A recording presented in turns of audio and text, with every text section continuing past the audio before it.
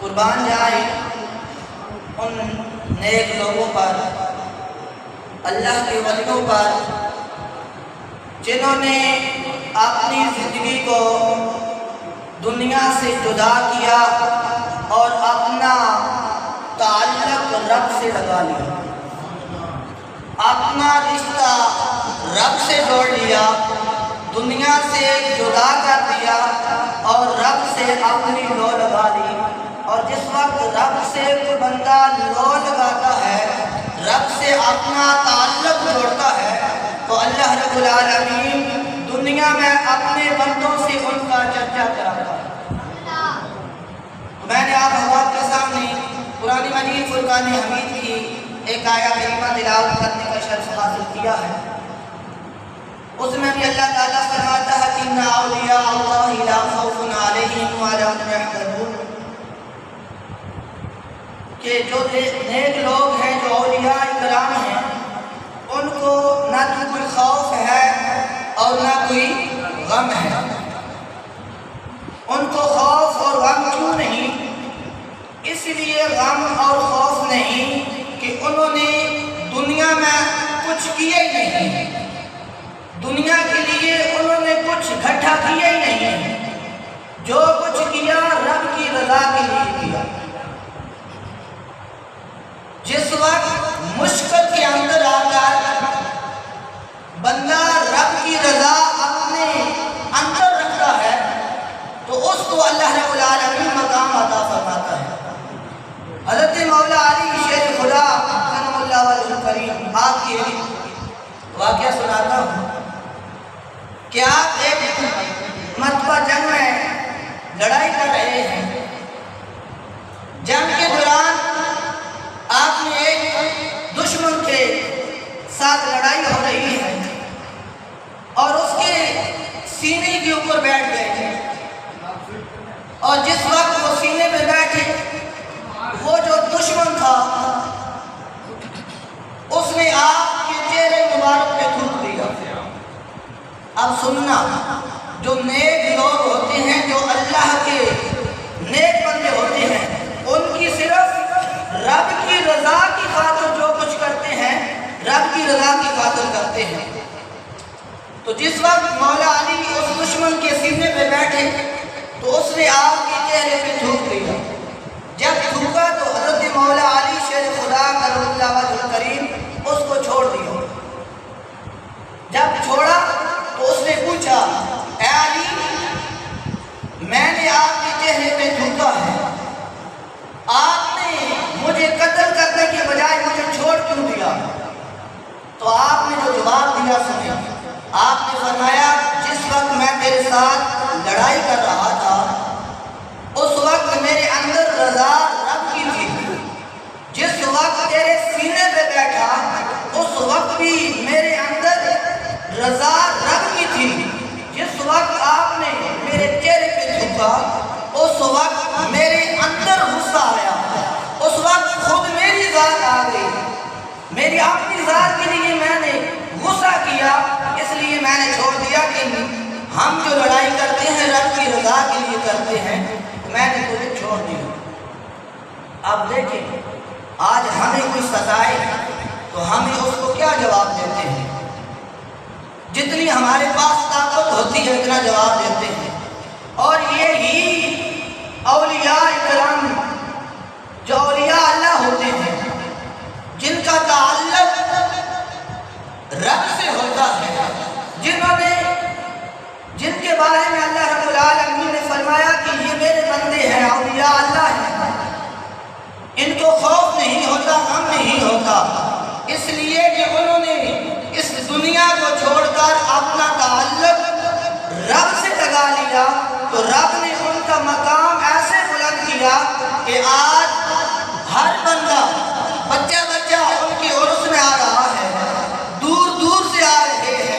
اب دیکھیں کہ ہمارے پاس جو مہمان ہیں، ان کی عرس کو سجانے والے کراچی سے تشریف لائے، ان کی محبت میں آئے، اپنی جیب سے خرچ کیا۔ کیوں کیا؟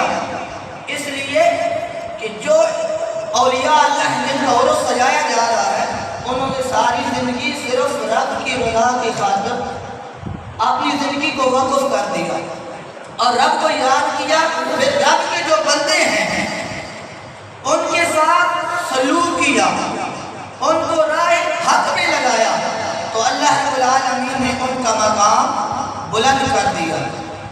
جہاں بھی دیکھیں اولیاء اللہ کو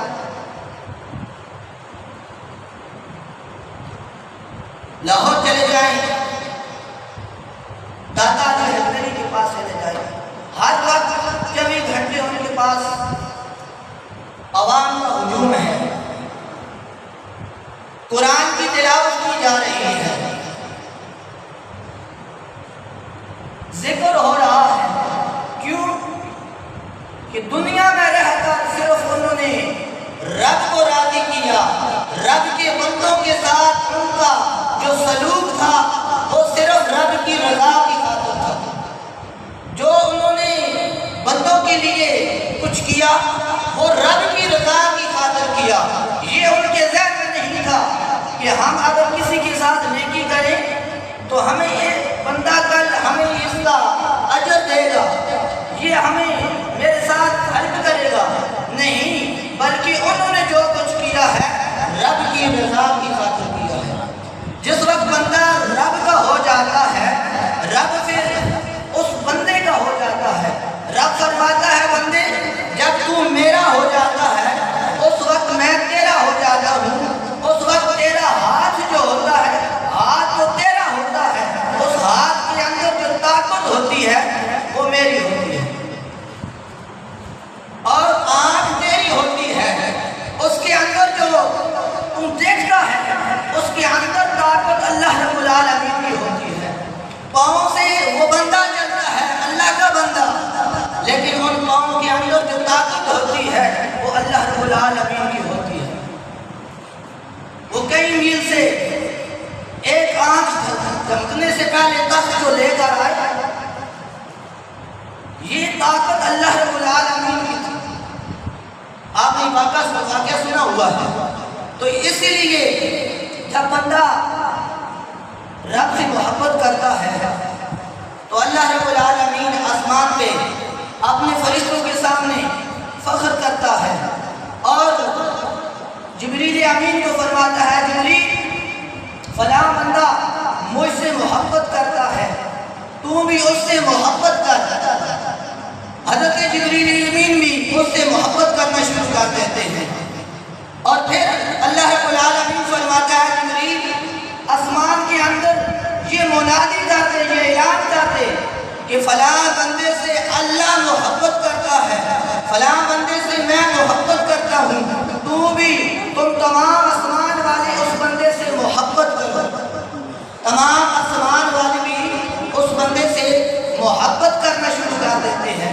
پھر اللہ رب العالمین فرماتا ہے اے جبریل اب زمین کے اندر یہ اعلان کر دے کہ فلاں بندے سے اللہ رب العالمین محبت کرتا ہے، تمام زمین والوں تمہیں بھی اللہ رب العالمین حکم دیتا ہے کہ فلاں بندے سے محبت کرو۔